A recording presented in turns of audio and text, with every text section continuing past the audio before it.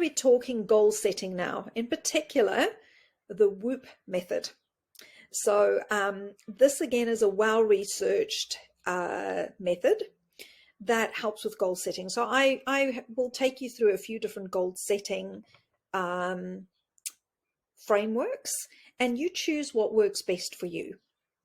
So this one has got a lot of research that backs it up, and you can go and read about it if you like. So what WOOP stands for, whoops, I've got a spelling mistake in there, it should be W-O-O-P, not W-H-O-O-P, is wish, outcome, obstacle, and plan. So the W stands for your wish. So that is your goal, that is your dream. Your outcome is what you want your dream to be, the obstacles that you might be facing, and then the plan for reaching that dream. So it's a really healthy way to do this, because it's not just sort of rose-tinted glasses. You actually do have to address the things that would stand in your way of reaching your goal, and then coming up with a plan for how to overcome that. So the first thing is choose something that is challenging, but it's got to be realistic. And you should know that you can accomplish it. It might be hard, that doesn't matter, but you need to know that it's not a dream that is outside of your abilities, because otherwise you're setting yourself up for failure from the get-go. The time frame also doesn't matter. It could be not even a particular thing. It could be a behavior change that you want to make, or a new skill set. And so, you know, that time frame is going to maybe be longer than you would anticipate. Okay. But again, we're going to break this down. So it's really about the big dream that you have at the end of it. Your next step is the outcome. So what is if you can really reach your dream, what is the best possible outcome that you could wish to get from your goal if you've reached it? Yeah. So how would you feel? Actually write this down. You know, how would you feel? How are you going to feel when you reach that dream? And I want you to really actually sit down and visualize what it's going to feel like. So for example, you could go, I have more energy and feel better about myself, or I have more time for my family. So whatever it is, and actually see a picture of it. If you need to, you can even create a vision board and sort of put your dream and the outcome for that dream on there, so that you've got a visual representation of this dream and what it is going to make you feel like when you've achieved it. So then the next thing we need to do is we need to look at the obstacles. So that's our second O in the WOOP. So what are the obstacles that are going to prevent you from achieving that big dream of yours? What is standing in your way between you and that dream that you're looking for? And I want you to, again, sit down and just visualize that obstacle in your mind. So maybe you want to get fit and you want to make sure that you exercise every morning, but the obstacle is that you don't feel motivated or excited about doing it in the morning.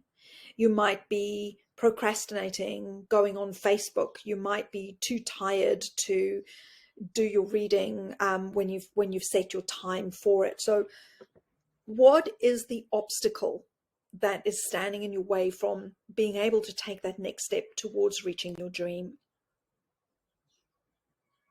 And then step 4 is making your plan. So what is going to be your plan for overcoming that obstacle? So your plan is really to remove that obstacle so that your vision, your dream can become a reality. So what's going to help? So you can get up in the morning and have your running shoes right there, or your yoga outfit or your Pilates outfit, or whatever it is, set up the night before next to your bed. So that's the first thing you do. You put it on and you go and do whatever it is that you need to do. If it was that you really wanted to find time to read a book or to study a course that maybe you were too tired to do it. So what could you do to re-energize yourself before you go and sit down and do your study. So would it be that you would go and have a shower, have some dinner, and then maybe go for a walk on the beach? Those three things together are going to give you the motivation to come home and then spend your Pomodoro times busy with your studies. Yeah. So it might be that if you are tired at night, that you're only going to do 2 to 3 Pomodoros, and you're not going to try and study till midnight every night, because that would make everything else in your life just a little bit too hard. So there's always a plan of action. There's always something that can make that obstacle just not seem so much of an obstacle, and you can have a plan for overcoming that so you can really have what you want. So here are just some examples of what WOOP looks like when it's being put into action. So for example, imagine it was weight loss by exercising. Okay. I'm not sure this is a real thing, to be honest with you, but it's just an example, so don't take it as literal. So your wish is to exercise in the morning right after getting up.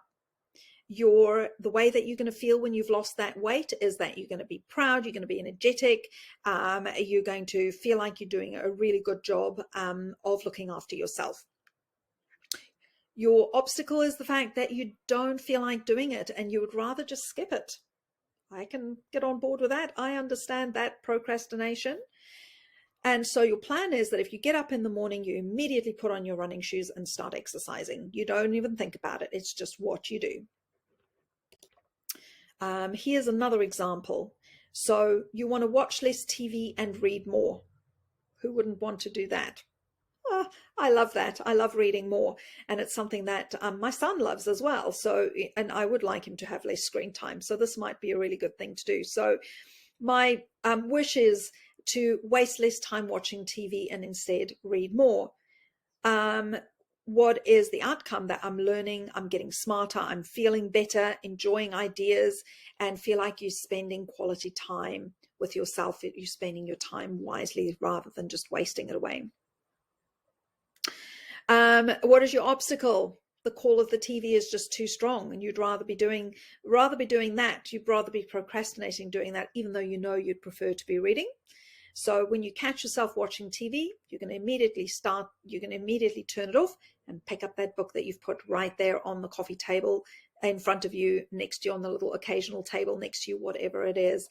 And you're going to then make your Pomodoro time of 25 minutes of reading. And then you can go back to watching TV. So like I said, WOOP is a scientifically proven tool that helps to change behaviors and helps us to achieve our goals.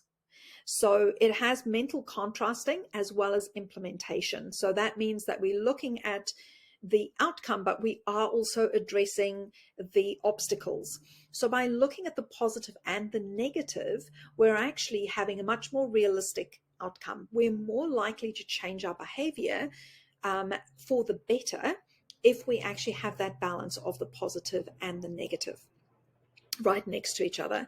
So just be warned that if you choose an unrealistic WOOP goal, that you're actually going to feel less motivated and less energized. So if your WOOP goal is not right, then it's not going to work.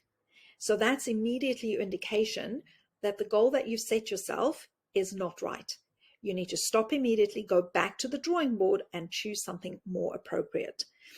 And at the bottom there, you'll see that there are a couple of different research studies that supports this WOOP method. So if this has really grabbed your attention, then you can go and have another little look.